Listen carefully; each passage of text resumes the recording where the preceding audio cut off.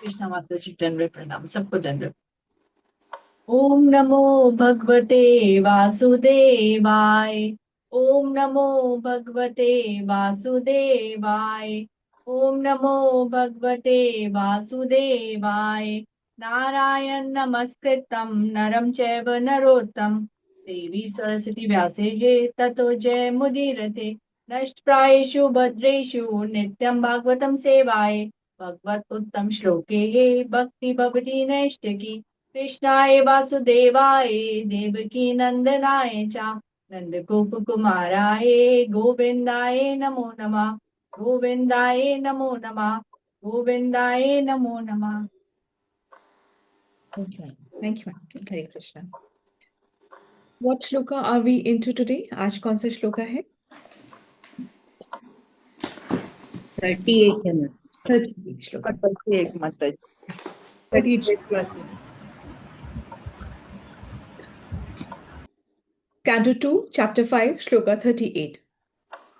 भूर्लोका कल्पिता पद्भ्यां भुवर्लोकस्य नाभिता हृदा स्वर्लोक पुरुषा महर्लोको महात्मना भूर्लोका कल्पिता पद्भ्यां भुवर्लोकस्य नाभिता हृदा स्वर्लोका पुरुषा महर्लोको महात्मना। Yes, जी। हरे कृष्ण माता जी, दंडवत प्रणाम। भूर्लोक कल्पित पदभ्यं भुवर्लोकासनाभिथ हृदा स्वर्लोक उर्सा महार्लोको महात्मना। हरे पृथ्वी तल तक सारे अधोलोक उनके पांवों में स्थित हैं। भूलोक इत्यादि मध्य लोक उनकी नाभि में स्थित हैं और इनसे भी उच्चतर लोक जो देवताओं तथा सुसंस्कृत संस्कृत ऋषियों मुनियों द्वारा निवसित हैं, वे श्री भगवान के वक्ष स्थल में स्थित हैं। तो अभी पिछले श्लोक में हमें बताया था कि जैसे हमारे शरीर में जो ये मुख होता है, जो सिर होता है, ये बहुत इंपॉर्टेंट होता है। क्योंकि वैसे सभी बहुत इंपॉर्टेंट है, हाथ ना हो तो भी प्रॉब्लम है, पैर ना हो तो भी प्रॉब्लम है। परंतु अगर मुख, पूरा मुख ही ना हो तो please mindful of the mic, आप ये ऑफ कर लीजिए। ठीक है, थैंक यू। पर अगर मुख ही ना हो तो फिर शरीर जीवित नहीं रह सकता। इसी प्रकार से समाज की ऐसी व्यवस्था है कि भगवान ने जो चार वर्ण और चार आश्रम जो बनाए हैं, वो इसीलिए बनाए हैं कि आप इसको फॉलो करके और भगवान की प्रसन्नता के लिए कार्य करें। ये समाज भी तभी अच्छे से चलता है जबकि ब्राह्मण वर्ग जो होता है वो अपने कार्य को भली भांति करे, क्योंकि ब्राह्मण वर्ग जो है वो दिशा दिखाता है, ज्ञान देता है, और उससे समाज जो है वो पूर्णतः अच्छे से चलता है। आजकल ब्राह्मण अपना खुद का ही दायित्व नहीं समझते हैं, इस वजह से वो आगे क्या किसी को गाइड कर सकते हैं। आज समाज को गाइड कौन कर रहा है? आज समाज को गाइड वैश्य वर्ग कर रहे हैं। मार्गदर्शन उनका वैश्य वर्ग, जो कि बिजनेसमैन है। बिजनेसमैन जो है उनको ये नहीं पता है कि उनका जो मुख्य जो रिस्पॉन्सिबिलिटी है वो क्या है?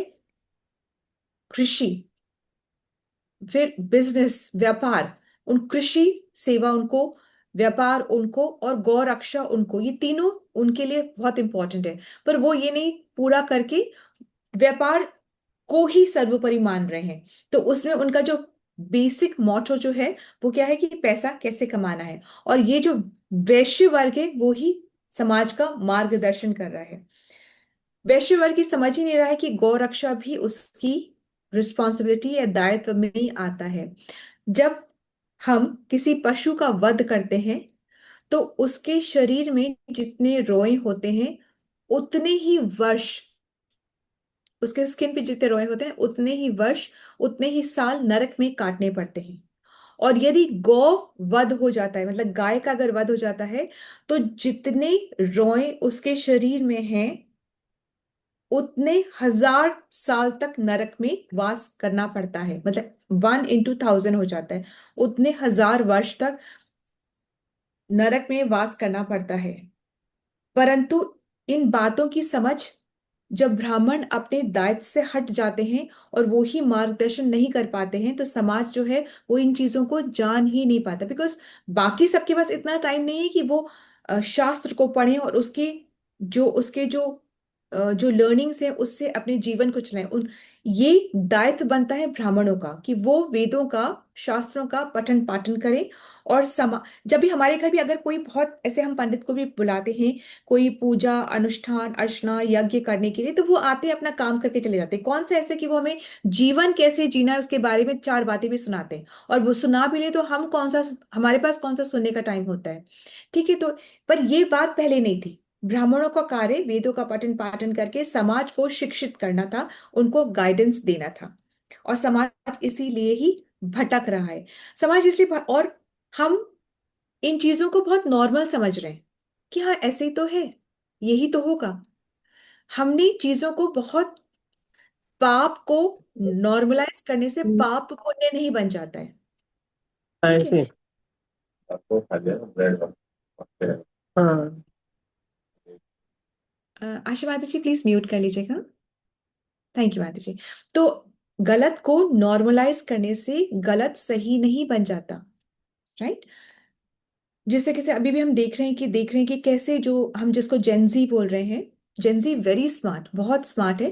परंतु कुछ जो जेंजी लोग हैं, वी कैन जनरलाइज एनीबडी, पर जो कुछ हमने जो देखा उससे ये पता चल रहा है कि और उनको बचा भी रहे हैं कई लोग कि हाँ ये तो सही बोलना कब दंडनीय बन गया। It's a democratic world. तो हम ऐसा करके चीजों को जब नॉर्मलाइज करते हैं ना, गलत को जब नॉर्मलाइज करते हैं, तो फिर उससे समाज जो है वो दूषित होता है, राइट। अगर आप देखें तो जब हम भक्ति में संघ में आते हैं, और एक्चुअली प्रभुपाद जी ने ऐसे भी कहा है कि इस्कॉन जो है, इस्कॉन या ऑल जो भी ऑर्गेनाइजेशन, जो भी फिलॉसफी जो हमें भगवान से प्रेम करना सिखाती है, एक्चुअली में जो भी भगवान से प्रेम करना सिखा रहा है वो सही ही है, वो गलत नहीं है। और यहाँ पर इस्कॉन में प्रभुपाद जी कहते हैं, प्रभुपाद जी इस्कॉन के बारे में बोलेंगे इसलिए वो इस्कॉन के बारे में कहते हैं कि इस्कॉन एक ऐसी फैक्ट्री है जो कि ब्राह्मणों को बनाती है, राइट। क्योंकि हम जब इससे जुड़ते हैं तो सुबह जल्दी उठना, जो ब्राह्मण दीक्षित होते हैं, एक तो हरिनाम दीक्षा होती है और एक ब्राह्मण दीक्षा होती है। जो ब्राह्मण दीक्षित होते हैं वो तो दिन में 3 बार नहाते हैं, अपनी गायत्री करते हैं और वेदों का पठन पाठन करते हैं, दूसरों के उद्धार के बारे में सोचते हैं, अपना भी उद्धार संग संग में उनका हो ही जाता है। तो ये कब हो रहा है, जब आप सही फिलॉसफी, सही परंपरा से अपने आप को एसोसिएट करते हैं। ठीक है। अब यहाँ पे बताया जा रहा है कि भगवान जो है इस तरीके से ब्रह्मांड का निर्माण करके और फिर ब्रह्मांड के अंदर उसको भेद करके जाते हैं, और फिर ब्रह्मांड को कल्टीवेट करते हैं और अपने हजार सहस्त्र रूप से। अब ये सब जो विराट रूप, सहस्त्र रूप, ये किन लोगों के लिए बताया जाता है? ये क्या सच है या झूठ है? क्या भगवान के सच्ची में इतने ऐसा भगवान ऐसे दिखते हैं? ये सच है कि झूठ है? ये एक दार्शनिक विचार है कल्पना, माता जी, हाँ ये दार्शनिक दार्शनिक विचार है। विचार है। ये एक काल्पनिक रूप है जो एक्चुअली में भगवान के अर्चा विग्रह को नहीं मानते। सब लोग थोड़ी ना मानते, पर तो इसलिए जो अर्चा विग्रह को नहीं मानते, जो अभी इतने केपेबल नहीं है, सक्षम नहीं है कि वो भगवान के रूप का चिंतन कर सके, जो भगवान को कृष्ण के रूप में नहीं मानते हैं, तो फिर उनको कहा जाता है कि आप ऐसे विराट स्वरूप का आप चिंतन करें कि सब कुछ भगवान है, भगवान सब में ऐसे विराट स्वरूप है, आप उसका आप चिंतन मनन करें। उससे क्या होगा? उससे ग्रेजुअली जो हृदय है वो प्योरीफाई होता है। ठीक है माता जी, इसका जो हिंदी तात्पर्य है वो थोड़ा सा हम पढ़ेंगे क्विकली। हाँ जी। इस ब्रह्मांड के अंतर्गत 14 लोक हैं। निम्न ग्रह मंडल भूलोक कहलाते हैं। बीच के भूलोक तथा सर्वोच्च ब्रह्मलोक तक के ब्रह्मांड के उच्चतर लोक सर्वलोक कहलाते हैं। ये सभी लोग श्री भगवान के शरीर में स्थित हैं। दूसरे शब्दों में, इस ब्रह्मांड के भीतर कोई ऐसा लोक नहीं है जिसका संबंध श्री भगवान के साथ ना हो। Thank you. 14 लोग बताए गए हैं, है ना। 14 लोग जो 7वें नंबर पे कौन है? पृथ्वी है। उसके ऊपर और उसके नीचे ये 14 लोग बताए गए हैं। कहने का यहाँ पे तात्पर्य ये है कि सब कुछ भगवान से उद्गम है, सब कुछ भगवान पर आधारित है, पोषण के लिए भी, मतलब मेंटेनेंस के लिए भी, और फिर भगवान में ही विलीन होता है सब कुछ। ये बताया जा रहा है कि नथिंग इज बिसाइड्स कृष्णा, मतलब जो भी कुछ है कृष्ण से ही है और कृष्ण में ही वापस विलीन होता है, और मेंटेनेंस पे भी वो कृष्ण पर ही आधारित होता है, ये बताया जा रहा है। अब यहाँ पे ये भी बताया जा रहा है, आगे इसको और अच्छे से क्लियर करेंगे जो कि अभी बता रहे हैं, कि कुछ तो ये 14 लोग के हिसाब से मानते हैं, ठीक है।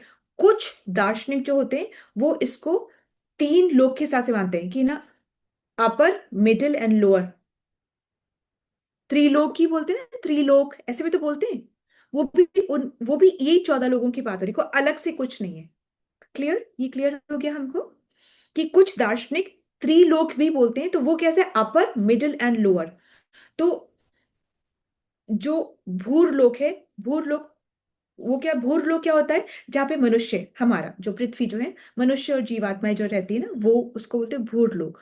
भूवर लोक, भूवर लोक क्या बोलते हैं, जिसमें कि वो ऐसा अंतरिक्ष है जहां के एक पार्ट में पितृलोक है। क्लियर, वन पोर्शन कंटेन्स पितृलोक। और स्वर्गलोक क्या है, जहां पर देवता गण रहते हैं।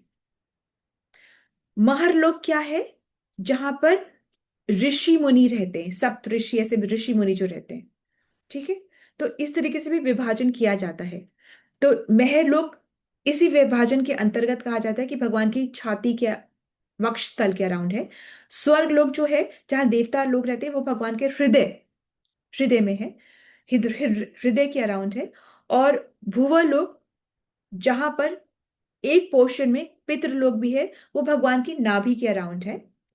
और भूर लोक, जो कि जहां पर मनुष्य रहते हैं, मनुष्य योनि रहती है, वो भगवान के चरणों के अराउंड है। तो ये भी एक जो दार्शनिक है वो इस तरीके से भी इसका विभाजन करते हैं। 39 श्लोका में आते हैं हम। ग्रीवायां जन लोकस्य तपो लोकास्तन द्वयात् मूर् मूर्धभि सत्यलोकस्तु ब्रह्मलोका सनातना। ग्रीवायां जन लोकस्य तपो लोकास्तन द्वयात् ऊर्ध्वि सत्यलोकस्तु ब्रह्मलोका सनातना। हरे कृष्णा। हरे कृष्ण। श्लोक 29। ग्रीवाय जनालोकस्य तपोलोकस्थानद्वयात् मूर्धार्भि सत्यलोकस्तु ब्रह्मलोक सनातना। श्री भगवान के विराट रूप के वक्ष स्थल से गर्दन तक के प्रदेश में जनलोक तथा तपोलोक स्थित है, जबकि सर्वोच्च लोक सत्यलोक इस विराट रूप के सिर पर स्थित है, किंतु आध्यात्मिक लोक शाश्वत है। ओके, सो यहाँ पे बेसिकली ये लोक के जो जो 14 लोक है उसी का बाइफर्केशंस बताया जा रहा है, कि हर लोक जो है वो भगवान के विराट स्वरूप के एक अंग का प्रतीक है। और ये जो पूरा है वो एक्चुअली में हम जानते हैं कि ये काल्पनिक है। भगवान कहाँ पर है, भगवान अपने द्विभुजा रूप में कहाँ पर है, गोलोक वृंदावन धाम में है, राइट। उसके नीचे का है असंख्य वैकुंठ है, असंख्य वैकुंठ है। अब यहां पर जो ब्रह्म लोक सनातना की बात हो रही है, सनातन लास्ट में देखिएगा, आप लास्ट जो लाइन है सनातना, सनातना मतलब कि कभी ना समाप्त होने वाला, ठीक है, सनातन। इसके पास पास में जो शब्द है वो क्या है, ब्रह्मलोक। तो ब्रह्मलोक तो सनातन नहीं है, ब्रह्मलोक सनातन नहीं है। यहां पर सनातन ब्रह्मलोक की बात हो रही है। तो ये कौन सा ब्रह्मलोक है, ये वो ब्रह्मलोक है, यहाँ पे ब्रह्मा जी नहीं रहते। ये कौन सा ब्रह्मलोक है, ये वैकुंठ लोक की बात हो रही है। जो सनातन ब्रह्मलोक, अभी हम अकेले से पढ़ते हैं ना तो हमको लगेगा अच्छा ब्रह्मलोक मतलब कि जहाँ ब्रह्मा जी रहते हैं, फिर सनातन आएगा तो हम कंफ्यूज हो जाएंगे। तो यहाँ पर ब्रह्मलोक सनातना, इसकी क्या बात हो रही है, ये वो ब्रह्मलोक की बात हो रही है जो कि सनातन है, जो कि इटर्नल है, जो कि कभी समाप्त नहीं होता है। तो ये किसकी बात हो रही है? ये वैकुंठ लोक का वर्णन हो रहा है, जो कि एक्चुअल में सनातन है।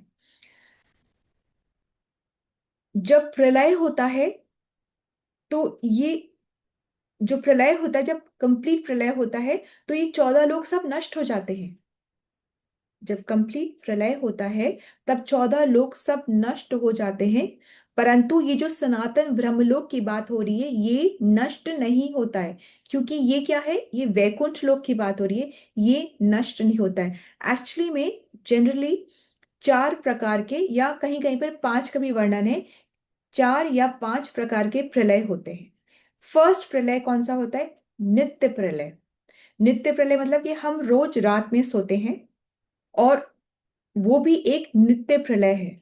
जब हम सोते हैं तब हम बाहर की दुनिया से स्विच ऑफ हो जाते हैं, चाहे वो हम थोड़ा सा सोते हैं, पर हम बाहर की दुनिया से एकदम स्विच ऑफ हो जाते हैं। हम अपने स्वप्न की दुनिया में चले जाते हैं, बाहर क्या हो रहा है हम नहीं जानते। तो वो क्या है? वो नित्य प्रलय है।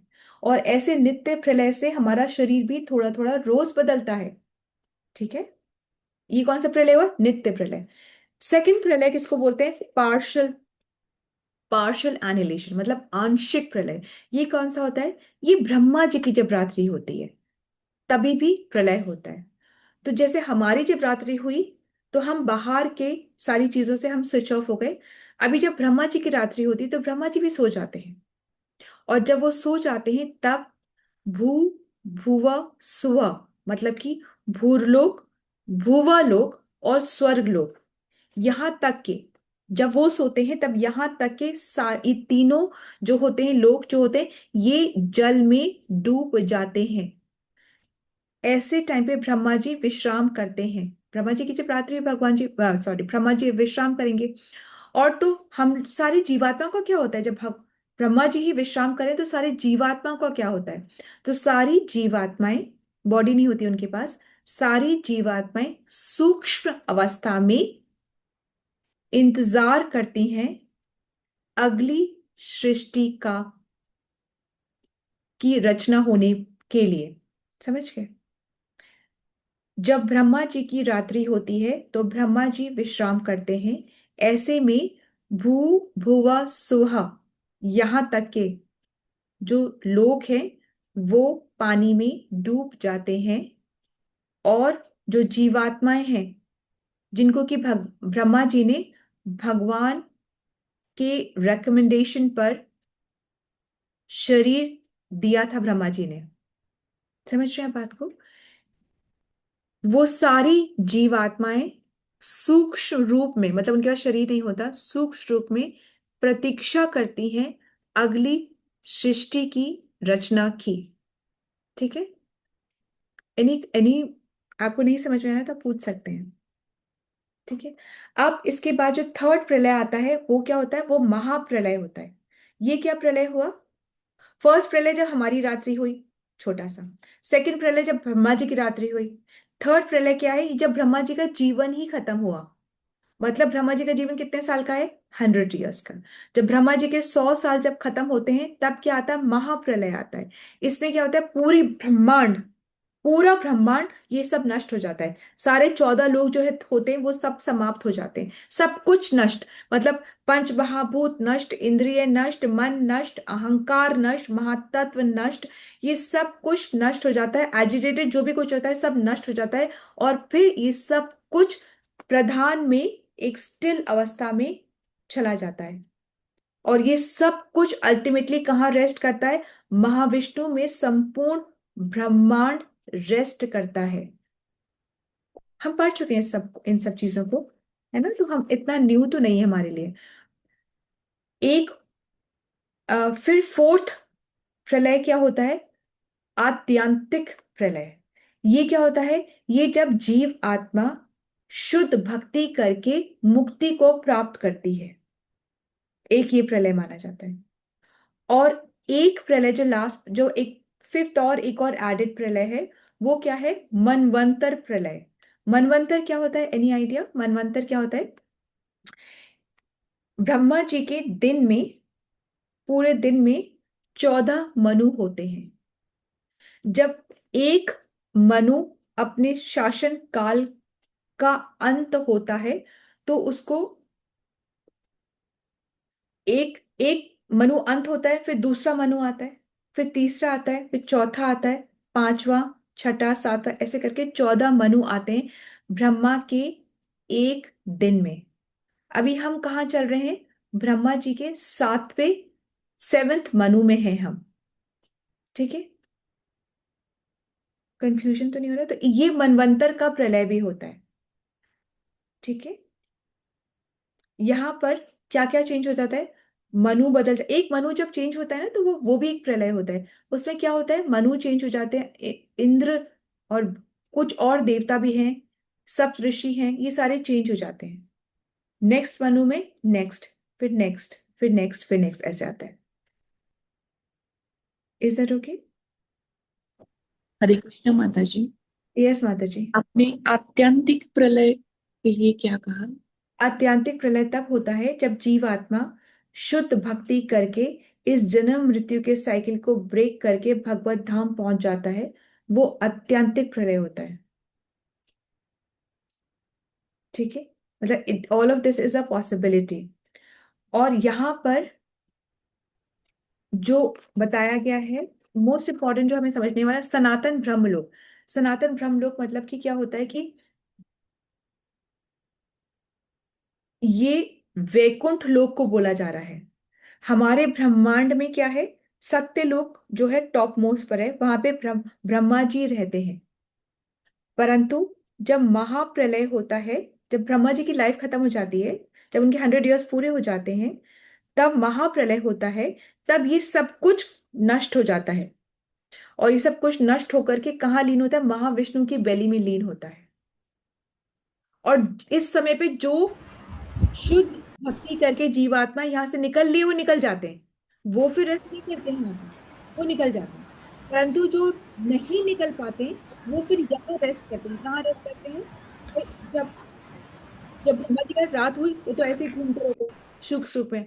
और जब ब्रह्मा जी की लाइफ ही खत्म हो गई, तो वो महाविष्णु की बेली में रेस्ट करते हैं। परंतु जो निकल जाते हैं, वो निकल जाते हैं, वो भगवत धाम पहुंच जाते हैं, या वैकुंठ लोक पहुंचते हैं। वैकुंठ लोक या फिर गोलोक वृंदावन पहुंच जाते हैं। Is that okay? Is that okay? जी माता जी, जी माता जी। ठीक है। ऐसे वैकुंठ लोक, ब्रह्मलोक से तो वापस से, ब्रह्मलोक अगर ब्रह्मा जी के पास तक पहुंच जाओ, तो क्या वापस पृथ्वीलोक पे आना पड़ता है कि नहीं आना पड़ता है? सेवा के लिए आना पड़ता है। नहीं, वैसे भी आना पड़ता है। जो ब्रह्मलोक तक भी पहुंच गया ना, उसको वापस आना है। ब्रह्म का भी ब्रह्मा रह रहे हैं, वहां तक भी अगर आप ऐसे बहुत अच्छे कार्य करके पहुंच जाओ, जैसे मतलब आप पितृलोक पहुंच गए, फिर वहां से स्वर्गलोक भी पहुंच गए, फिर वहां से आप करते करते आप ब्रह्मलोक तक भी पहुंच गए, तो वहां से भी वापस आना ही पड़ता है, पुनः जन्म लेना ही पड़ता है। परंतु वैकुंठ धाम में क्या होता है, जो जिसको कि यहाँ पर अभी सनातन वैकुंठ बोला गया है, मतलब सनातन ब्रह्मलोक बोला गया है। वैकुंठ धाम में क्या होता है? वैकुंठ धाम इस ब्रह्मलोक से बाहर है। वैकुंठ धाम में प्रलय नहीं होता है। वैकुंठ धाम में जन्म मृत्यु बुढ़ापा रोग ये सब कुछ नहीं होता है। तो एक्चुअली दो ब्रह्मलोक हैं। एक तो इधर ही है भौतिक जगत में, एक कहां पर है? एक सनातन ब्रह्मलोक है, जो कि वैकुंठ लोक है, जो कि इस ब्रह्मांड से बाहर है। वे हम समझ गए ना इस बात को, इस बस वर्ड को चेंज किया है। हम उसको वैकुंठ लोक मान रहे हैं, यहाँ पे उन्होंने उसको सनातन ब्रह्मलोक कह दिया है। तो कंफ्यूजन तो नहीं है? नहीं माता जी, समझ गई। ठीक है, शब्दों का हेर फेर है बस। यहाँ पे हम जिसको वैकुंठ लोक बोल रहे हैं, यहां पर इसको क्या बोला गया? सनातन ब्रह्मलोक। तो कंफ्यूज नहीं होना, ये वो ब्रह्मलोक नहीं है जहां ब्रह्मा जी रहते हैं। ब्रह्मा जी तो इसी ब्रह्मांड के टॉप मोस्ट में रहते हैं, पर ये सनातन ब्रह्मलोक जो है, ये इस ब्रह्मांड के ऊपर है, क्योंकि ये वैकुंठ लोक है। यहाँ पे जन्म मृत्यु जरा व्याधि नहीं होती है, प्रलय नहीं होती है। ये इस ब्रह्मांड के बाहर है, और इसका नाम वैकुंठ धाम है। ठीक है, इसको हम थोड़ा सा आप पढ़ना चाहेंगे? Just Hindi translation. हाँ, हिंदी ट्रांसलेशन नहीं पढ़ते माता जी, इसकी यही समझ है। हम 48 श्लोकों में जल्दी से हम पहुंच जाते हैं, so that we complete the chapter today. तत्कट्यं चालतं क्लिप्तं तत्कट्यं चालतं क्लिप्तं मूरभ्यां वित्लये विभो जानुभ्यां सुतलं शुद्धं जङ्घाभ्यां तु तलातलम् तत्कट्यां चातलं क्लिप्तं मुरुभ्यां वितलये विभो जानुभ्यां सुतलं शुद्धं जङ्घाभ्यां तु तलातलम्। Mataji, do you want to do together or you can do it? Try करती हूँ माता जी। एक्चुअली मैंने वो कन्नड़ा में लिखा है, इसलिए ट्राई हाँ, करती हूँ। yes Mataji, sure. तत्कट्यां चातलं क्लैं मुरुभव्यावितालं विभो जानुभ्यं सुतलं शुद्धं जङ्घाभ्यां मातलातलम्। Very nice Mataji. इसको आगे भी कंटिन्यू करते। महातलं तु गुल्फाभ्यां प्रपद्याभ्यां रसातलं पातालं पाततलत् इति लोकमयः पुमान महातलं once again I'll say महातलं तु गुल्फाभ्यां प्रपद्याभ्यां रसातलं पातालं पादतलत् इति लोकमयः पुमान। Yes Mataji. महातलं तु गुल्फाभ्यां प्रपदाम्य रसातलं पातालं पदतालात् इति लोकामया पुपान्। हे हिंदी पुत्र नारद, तुम मुझसे जान लो कि कुल 14 लोकों में से 7 निम्न ग्रह मंडल अधोलोक हैं। इनमें पहला लोक अतल है, जो कटी में स्थित है। दूसरा लोक वितल जांघों में स्थित है। तीसरा लोक सुतल घुटनों में। चौथा लोक तलातल पिंडलियों में। पांचवा लोक महातल टखनों में। छठा लोक रसातल है, जो पांवों के ऊपरी भाग में स्थित है। तथा सातवां लोक पाताल है, जो तलवों में स्थित है। इस प्रकार श्री भगवान का विराट रूप समस्त लोकों से पूर्ण है। ठीक है माता जी, यहाँ पे भगवान को बताया जा रहा है कि इस भगवान के जो विराट रूप जो है वो इन 14 लोकों का प्रतीक ही है। Nothing is above and beyond Krishna, everything is in Krishna, through Krishna and maintained by Krishna. चाहे वो कोई भी लोक में कुछ भी क्यों ना हो रहा हो, it's in the jurisdiction and control. ऐसे नहीं कि भगवान ने बना के छोड़ दिया, मतलब नहीं, तुम जानो तुम्हारा काम, ऐसे कुछ नहीं है। सब कुछ भगवान की अध्यक्षता में ही है और भगवान अपनी एनर्जीज के द्वारा इन सब को कंट्रोल कर रहे हैं, मेंटेन कर रहे हैं। इन सब का कारण भी वही है। और ये सारे लोग लीन भी भगवान में ही होते हैं और भगवान की एक एनर्जी में। महाविष्णु भी तो एक मतलब बिल्कुल एक्सपेंशन के एक्सपेंशन इस तरीके से महाविष्णु है, राइट। तो यहाँ पे ये बताने का जो भाव है वो ये है कि जैसे कि जो समुद्र तट पे जो बीच होता है, वहां पे जब बच्चे ऐसे रेत के टीले बनाते हैं और उसको बिगाड़ देते हैं, वहां पर खेलते हैं, ये सब खेल करते हैं और फिर वापस आ जाते हैं, ठीक है। और वैसे ही जैसे कि जो साइंटिस्ट होते हैं वो रिसर्च करते हैं और अंतरिक्ष को जानने की कोशिश करते हैं, वहां पे रॉकेट्स डालते हैं, सारे इन्वेंशंस डालते हैं और जानने की कोशिश करते हैं। तो जिस तरह वो बच्चा जो कि बीच पे खेल रहा है वो समुद्र को नहीं जान पाता है, उसी तरीके से साइंटिस्ट भी अंतरिक्ष को पूर्णता नहीं जान पा सकते हैं। They may claim to know that they know all of it, but they know very little. कितना लिटिल? उतना ही जितना बच्चा उस समुद्र को जानता है, उतना ही साइंटिस्ट भी यूनिवर्स को उतना सा ही जान पाते हैं। बस खेल कर सकते हैं कि रॉकेट फेंका, ये करा, वो करा, वो खेल, जैसे वो बच्चा खेल कर रहा है तट पर, वैसे ही साइंटिस्ट खेल कर सकते हैं। परंतु जितना वो बच्चा जान रहा है समुद्र को, उतना ही साइंटिस्ट जान पा रहे हैं अंतरिक्ष को या पूरे इस ब्रह्मांड को, उतना ही वो जान पा रहे हैं, ठीक है। Let's move on to the 42nd shloka. I just want to complete this. भूर्लोकाकल्पिता पद्भ्यां भुवर्लोकस्य नाभिता स्वर्लोकाकल्पितो मूर्धान् इति वा लोककल्पना। भूर्लोकाकल्पिता पद्भ्यां भुवर्लोकस्य न पिता स्वर्लोका कल्पितो मूर्धान इति वा लोक कल्पना। हरे कृष्ण। हरे कृष्ण। भूर्लोककल्पिता पद्यां भुवर्लोकोऽस्य नाभिथा स्वर्लोककल्पितो मुद्यान् इति वा लोककल्पना। अन्य लोग संपूर्ण लोकों को 3 भागों में विभाजित कर सकते हैं। इनके नाम है परम पुरुष के पांव पर अधोलोक पृथ्वी तक, नाभि पर मध्यलोक तथा वक्ष स्थल से सिर तक ऊर्ध्वलोक सर्वलोक। कि कुछ जो दार्शनिक फिलोसफर्स जो हैं उसको 3 लोक में विभाजित करते हैं, lower, middle and upper. Lower क्या हो गया? अधोलोक बोलते हैं उसको, पाताल से लेकर पृथ्वी तक, पाताल से लेकर पृथ्वी तक, ठीक है। और उसको भगवान के चरण मानते हैं। फिर भुवालोक मतलब कि मिडिल, मध्य लोक, ये भगवान की नाभि वाला एरिया को मानते हैं, ठीक है। फिर स्वर लोक जो है वो अपर, जो अपर लोक है, उधर उधर्व लोक बोलते हैं उसको, वो भगवान के वक्ष वक्ष स्थल से स्थिर तक का लोक है। तो इस तरीके से जब त्रिलोक बोलते हैं तो इस तरीके से मानते हैं, 14 लोक को वैसे मानते हैं। ऐसे डिफरेंट डिफरेंट दार्शनिक डिफरेंट डिफरेंट तरीके से मानते हैं। मानने के तरीके बहुत सारे हैं, परंतु ये सब कल्पना ही है। और भक्त जो है वो भगवान की भक्ति जो शुद्धता से करते हैं, वो समझते हैं कि भगवान का एक वही रूप है जो कि गोलोक वृंदावन में है, और उन्हीं की एनर्जी से सब कुछ चल रहा है। असंख्य ब्रह्मांड चलते भी हैं, मेंटेन भी होते हैं, और फिर विलीन भी उन्हीं में हो जाते हैं, ठीक है। सारे ब्रह्मांड विलीन कहाँ होते हैं?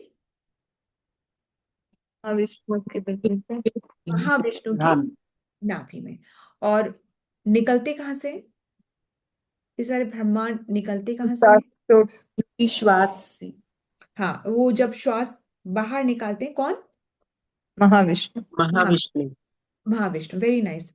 और फिर उसके बाद में फिर ये सहस्त्र जो विराट रूप है, ये कौन धारण करते हैं? ये तो विष्णु। हाँ, महाविष्णु। महाविष्णु। तो महाविष्णु जब ब्रह्मांड में भोजन करते हैं, तब यही अपने विराट रूप से सबको कल्टीवेट करते हैं, और फिर ये कहलाते हैं गर्भोदक्षय। गर्भोदक्षय विष्णु। गर्भोदक्षय। तो तो अगर कहा जाए कि जो पूरा मटेरियल क्रिएशन है, भौतिक जगत जो है पूरा, मतलब सारे जो और भी ब्रह्मांड है, उनकी आत्मा कौन है? महाविष्णु। महाविष्णु। जो ब्रह्मांड है, एक ब्रह्म, ऐसे अनेक ब्रह्मांड है, पर हर एक ब्रह्मांड की आत्मा कौन है? गर्भोदर्शाय। गर्भोदक्षय विष्णु। और फिर कण की आत्मा कौन है? कण कण की शिरोधर क्षीरोदक्षय विष्णु, है ना। क्षीरोदक्षय विष्णु। क्षीरोदक्षय विष्णु क्षीर सागर में रहते हैं। महाविष्णु कारण सागर में रहते हैं। और गर्भोदक्षय विष्णु को आपने देखा होगा कि सारे ब्रह्मांड के नीचे एक सागर है, उस सागर में वो लेटे हैं, और उनके नाभि कमल से नाभि से कमल जा रहा है, और कमल में ब्रह्मा जी हैं। और जो कमल की जो डंडी है, इस डंडी में ही 14 लोक हैं। समझ गए? इतना इतना समझ लीजिए आपके लिए, दैट इज वेरी बेनिफिशियल। और ये आगे भी, और से बात नहीं है कि रिपीट, आगे भी बहुत रिपीट होगा, पर जब हमारी समझ मजबूत होगी तो हम आगे भी अच्छे से समझ पाएंगे। Hare Krishna. So you take a pause over here, key learning. Hare Krishna, सबको दंडवत प्रणाम। सब महाविष्णु से ही है और सब कुछ भगवान से ही पोषित है, और सब लोग भगवान के अंतर्गत समाया हुआ है। भक्ति करके हम सनातन ब्रह्मलोक पहुंच जा सकते हैं। और ब्रह्मलोक से भी, सनातन ब्रह्मलोक वैकुंठ से भी और ऊपर पहुंचने का हमें तो प्रार्थना करना चाहिए। भगवान के भगवत धाम ही और पहुंचना है। Thank you so much, beautiful माता जी। लेट्स मूव ऑन टू मंगल ध्वनि। हरे कृष्णा, सबको दंडवत प्रणाम।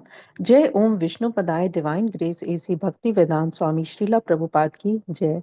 नामाचार्य भक्ति सिद्धांत सरस्वती ठाकुर गोस्वामी महाराज की जय। अनंत कोटि वैष्णव वृंद की जय। नामाचार्य श्रीला हरिदास ठाकुर की जय। श्री श्री राधा माधव की जय। श्री पंच तत्व की जय। श्री जगन्नाथ सुभद्रा बलदेव की जय। श्री प्रहलाद नरसिंह भगवान की जय। श्री तुलसी महारानी की जय। श्री पतित पावन गौर निताई की माला। जय। Shri Gaur Nitai Premanand Hari Hari Bol. All glories to assembled devotees, Hare Krishna. All glories to Guru and Gauranga, Hare Krishna. All glories to Srila Prabhupada, Hare Krishna. प्रेम से कहो श्री कृष्ण चैतन्य प्रभु नित्यानंदा श्री अद्वैत गदाधर शिवसादि गौर भक्तवृंदा की जय। राधा कृष्ण गोप गोपीनाथ राधा कुंड श्याम कुंड गिरि गोवर्धन ब्रिज भूमि वृंदावन धाम चंद उदय मायापुर नवदीप धाम की जय।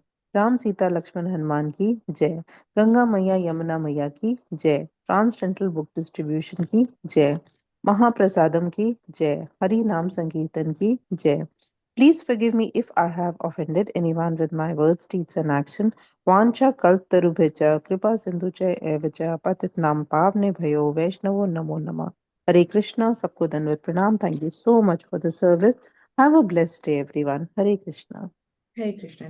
Thank you, Mataji. Let's all join our hands and pray to Krishna and seek his blessing so that we can all become sincere devotees and do our chanting offenselessly and sing the glories of Krishna far and wide. Hare Krishna. Let's all join our hands and pray to Krishna and seek his blessings to bless all those who are suffering from any kind of ailments to recover faster so that we can all serve the lotus feet of Krishna with our true hearts, complete surrender and sincerity. Hare Krishna. Let's all join our hands and pray to Krishna and seek his blessings for the strength that we need for our spiritual growth.